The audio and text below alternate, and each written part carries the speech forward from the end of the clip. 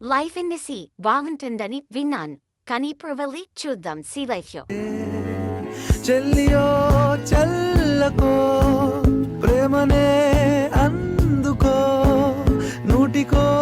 కోటికో వరుడు నేనులే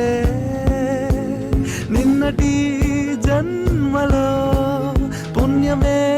అందుకో కాళ్ళనే అద్దుకో వధువుగానే మారిపోవే ఈ క్షణం స్వయం వరం ఇవాళ సంవరం ఈ క్షణం స్వయం వరం